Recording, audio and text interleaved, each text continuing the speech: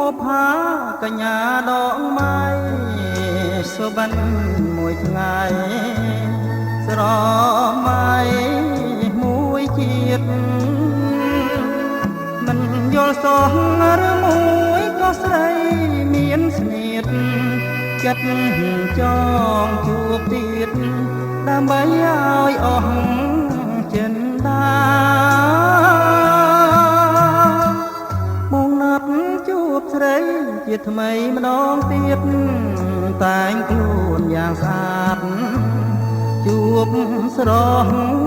កញ្ញាក្រោមដើមស្វាយនេះក្បែរមាត់ទន្លេ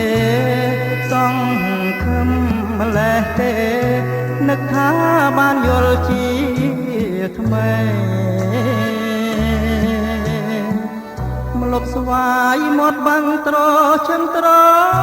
ឆេព្រឹកម៉ោង8ស្រីយ៉ាចាំអូអង្គុយតែសែនស្រណោះខ្លួនទើបដឹងថាអូននាងប្រា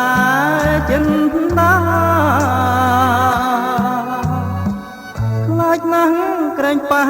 ចិនស្រីចង់ស្រលឲ្យបងអំពលជា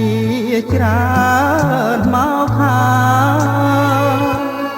ខំរកដែរតែរកនៅមិនបានឡើយអូយចិត្តតកអើយណេចណាយអ្នកសំណាម្លេះ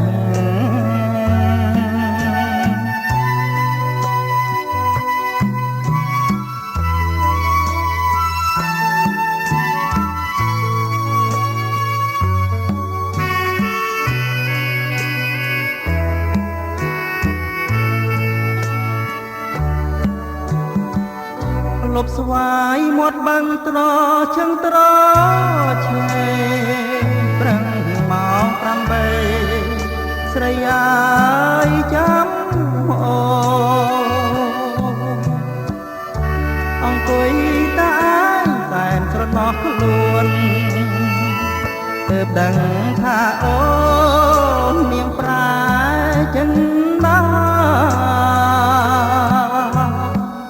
ខ្លាចណាស់ក្រែងប៉ះចិនស្រីចង់ស្រលឲ្យបងអង្គុលជាច្រើនមកហើយខំរកដែរតែរកនៅមិនបានឡើយអូយចិត្តតកអើយណេចឡើយអ្នកសំណា